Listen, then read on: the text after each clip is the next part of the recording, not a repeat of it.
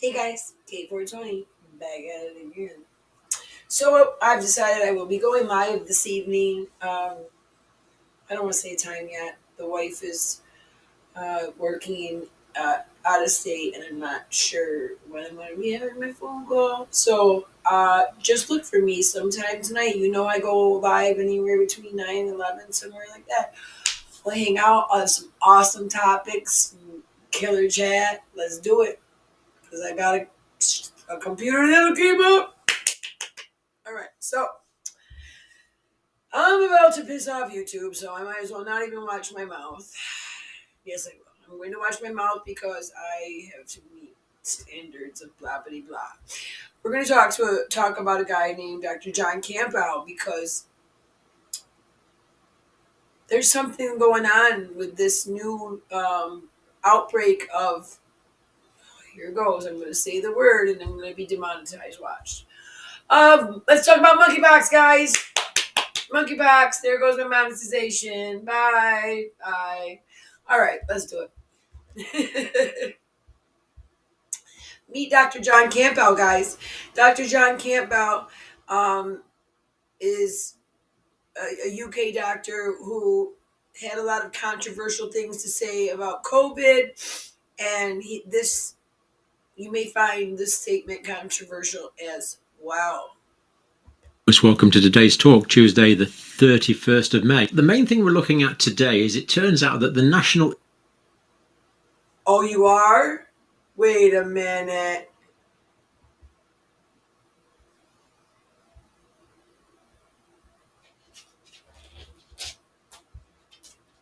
Hold on. Tuesday the 31st of May. Now, the main thing we're looking at today is it turns out that the National Institutes of Health in the United States and the Wuhan Institute of Virology have both been working on monkeypox, coincidentally, before the outbreak that we are currently experiencing. So hold on. I'm going to replay that for you. For those of you that may have been fidgeting or not listening, or I got up and maybe I distracted you. Listen one more time. It turns out that the National Institutes of Health in the United States and the Wuhan Institute of Virology have both been working on monkeypox, coincidentally, before the outbreak that we are currently experiencing. So rather strange. Now, we're not going to be talking about the involvement of the NIH in SARS coronavirus 2 and possible gain of function research. We're not going to be talking about the Wuhan Institute of Virology and the fact that it coincidentally is only 14 miles from the wet market where the COVID-19 pandemic allegedly started. We're not going to be talking about the World Health Organization's frankly embarrassing, farcical, I don't like to use the term investigation into the origins of this virus. We're just going to stick to the facts about monkeypox, not COVID-19, not SARS coronavirus 2, although you may draw some parallels. Now, let's start off by looking at where we are at the moment with monkeypox. So this is monkeypox, cumulative world cases. Now, the cases aren't high. The actual cases will be much higher than the diagnosed cases, of course. This is only the cases, not the infections. But it is a steep increase in cases, no question about that. And when we look at the countries that are involved here, we actually see that there's quite a wide spread of countries, and the United Kingdom is certainly forging ahead, which is a little surprising because the epicenters of this European outbreak seem to be in Spain and Belgium, and yet it's the UK that's got most cases. Is it just that the UK is diagnosing more efficiently than other countries? That may transpire in the future. We don't know that. It may or may not be true. But we see the United Kingdom with the highest number of cases, and then we see Spain, Portugal, and going down we see Germany, Canada, Netherlands, Germany, France, United States, Italy, Belgium with small numbers of cases. But we are seeing a widespread of cases throughout the world. And when we look at the map, international context of this, we do see the cases are in Europe and North America. Argentina there, I didn't know about Argentina. Australia, a small number. But actually Nigeria, where this is endemic, and that's Congo there. I'm pretty sure that's that's Congo there. I'm pretty sure. No cases identified. Not because there aren't any, but because they haven't been diagnosed there. There will be some there because there always are. To some extent, steal all his stuff. Cases so what there. I want to do is hop around. Okay, the biggest point he made was in the first 5 seconds of the video. Again. Well, you're most welcome to today's talk, Tuesday the 31st of May. Now, the main thing we're looking at today is it turns out that the National Institutes of Health in the United States and the Wuhan Institute of Virology have both been working on monkeypox. Coincidentally. So, everything else from there, I'm going to go off of the information also that I'm going to give you. I looked at myself. But this is a legitimate United Kingdom doctor, Dr. John Campbell, who said, just like SARS-CoV-2, or as we all know, COVID-19, the National Institute of Health in the U.S., our money, and the Wuhan Institute of Virology in Wuhan, China, were also working with monkeypox. And now there is an outbreak. One person calls you a liar, I might not think you're a liar. But when 12 people say, hey, he lied to me, I caught him in a lie, I'm going to start putting two and two together and saying, you a liar. And I feel like, how many diseases, outbreaks is it going to take before we realize that these two entities are dangerous to the world, dangerous to the population of the planet.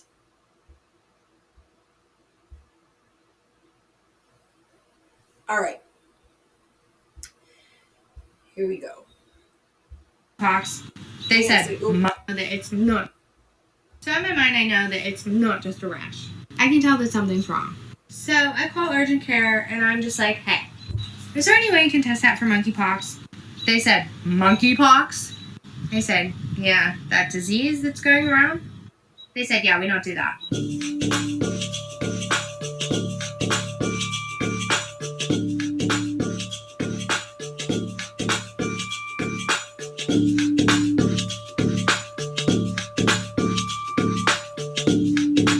The CDC has no idea what they're doing. Nobody's educated, not even doctors. And doctors will refuse to see you, treat you, and or test you.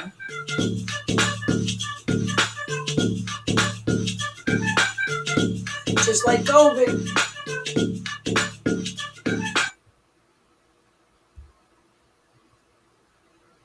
So, there's with the name Haley. She had an insane rash on her forehead and chest. She went to urgent care. They told her it was MRSA. They gave her an antibiotic. She got like a second or third opinion, and she just had the worst time. And you can see the rash as it started on her face and chest. Okay, she got a third opinion who called him back up. They declared that they didn't know what was wrong with her and told her she could go back to work. She mentioned possibly having monkeypox, and they told her what's monkeypox. 45 minutes later, they called her and told her to go see a dermatologist. Dermatologist canceled the appointment. They told her to call the CDC. The CDC told her to call her doctor, play doctor roulette. The CDC has no idea. Yep, she's right. That's so true. But they blew this up. Look at the rash on her face, and then you can see some of her chest.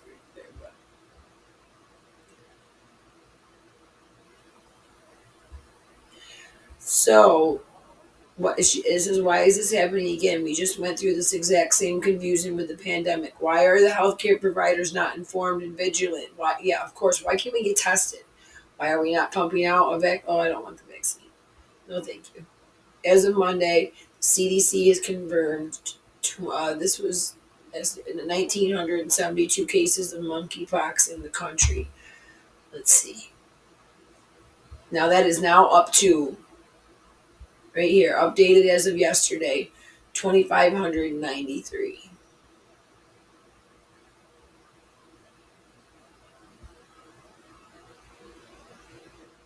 Oh my God. I'm in New York, you guys.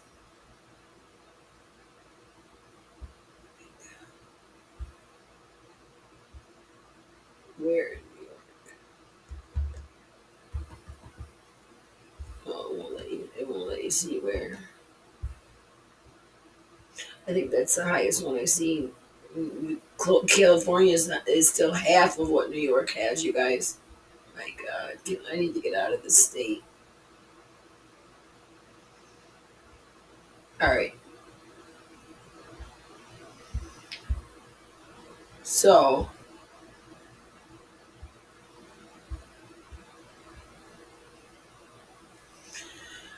let's talk about what the Wuhan lab involvement was, okay? This was on June 1st, the day after Dr. Campbell came out with his information on the study. And hold on one second. Prominent Chinese scientific journal has published a paper detailing the development of a synthetic strain of monkeypox. The introduction of the section of the paper of Viralogica Synodica, since monkeypox has never been associated with an outbreak in China, the viral genomic material required for detection is unavailable. According to retired nurse teacher Dr. John Campbell, what this means is that Chinese researchers are not currently in possession of a sample of naturally occurring monkeypox, so they have decided to manufacture a synthetic version through viral DNA recombination, even though he says the natural viral strains are readily available in African countries such as Nigeria, Congo, and the UK. Dr. Campbell pointed out viral samples can be easily obtained from anyone with a symptomatic case of monkeypox. He added that he wasn't buying the idea that Chinese scientists had no other options but to synthesize their own version of the virus. All they needed to do was send someone to Nigeria, slip the Nigerians a few dollars in order to obtain a natural sample in order to synthesize a version. Campbell quoted a paper as saying a 55 kb genomic fragment of the virus is added to a VL648B commercially available yeast cells, which is then mixed with sugar and water, he added the process allows researchers to brew the virus like a beer, enabling them to make as much as they want. According to the paper itself, research is being conducted at State Key Laboratory of Virology in Wuhan. Boom, look guys. See YouTube? Make sure you see this before you try to demonetize me. It is facts. This is a scientific paper where it says the Wuhan Institute of Virology has been linked to the COVID pandemic, but has not been proven whether the virus that caused the global pandemic originated in that lab. It is also where they created a synthetic version of monkeypox at the same time. Okay? Campbell pointed out that any unethical laboratories would therefore only have to synthesize the remaining 2/5 of the virus to create the whole thing. The American NIH features monkeypox on its list of funded research. The American NIH, our NIH, features monkeypox on its funded list of research. Remember what we saw Dr. Fauci's funded research before? Mosquitoes eating off dogs' faces. Entitled A Randomized Placebo-Controlled Trial of Safety and Efficacy of teicovameroid for the treatment of patients with monkeypox virus disease. 9,824,000 is listed as the amount allocated by the United States to the NIH for research. Global numbers recorded the infection. Oh, this was a while ago. It's 600. This was in May. We're up to almost 3,000, you guys.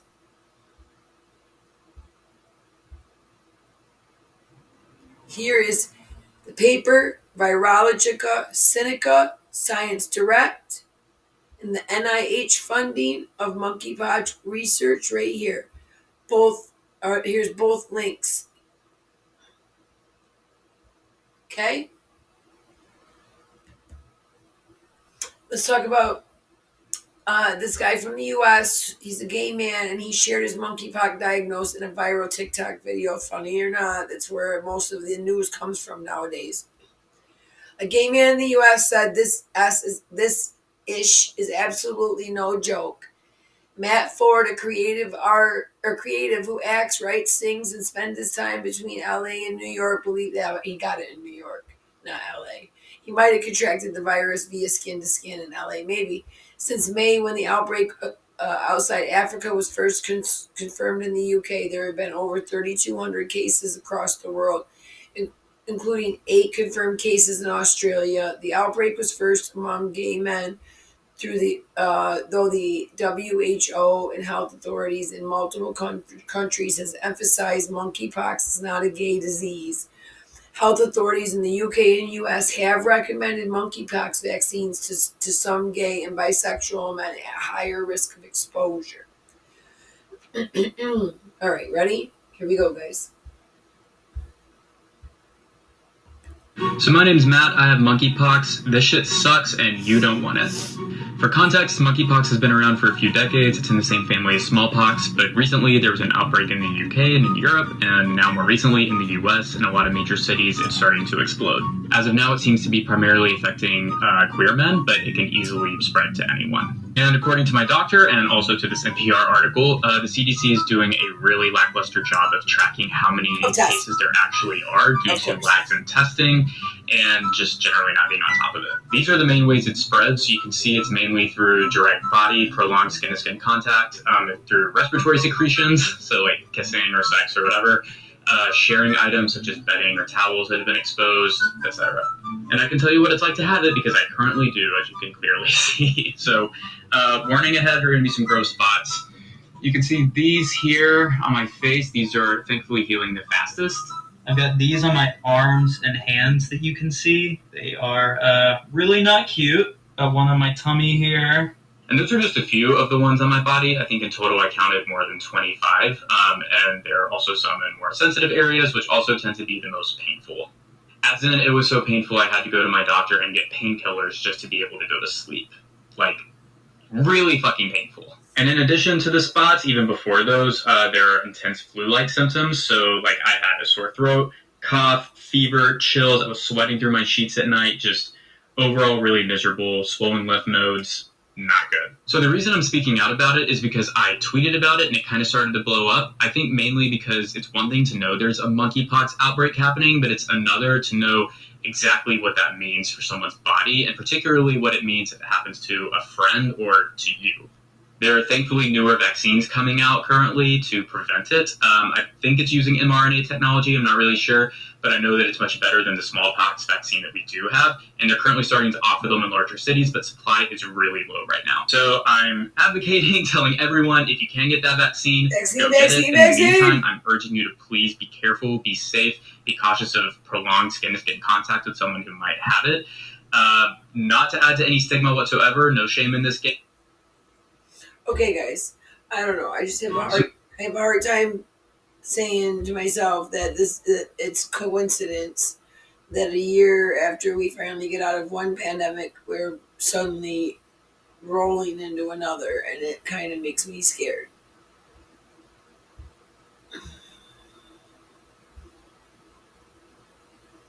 I don't want to hear a word from this guy ever again. I don't take him seriously. Nothing he says is important to me.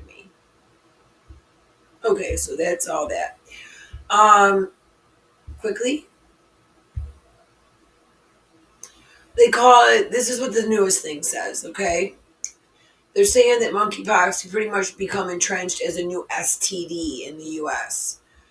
Uh, in New York, anyway. Of course, New York, because in New York is where the most freakish type of sexual activity happens. No offense, and I say that as a gay woman, so don't come at me. I've been with the same woman for 10, 11, 12 years.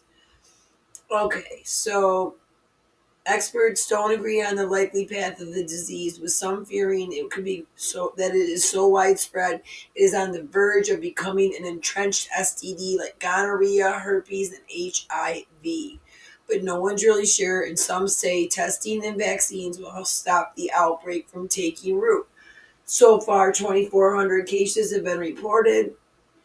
That's way more than that. Health officials are not sure how fast the virus is spread. They've only got limited information. Of course they do, because they didn't learn from the pandemic.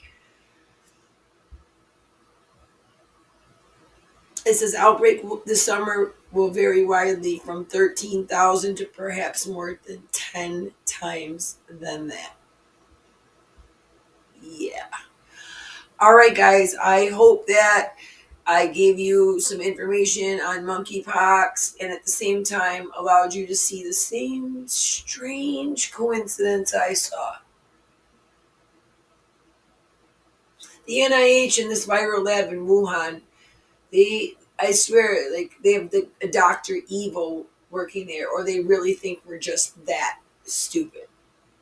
Have a great day, guys. See you tonight.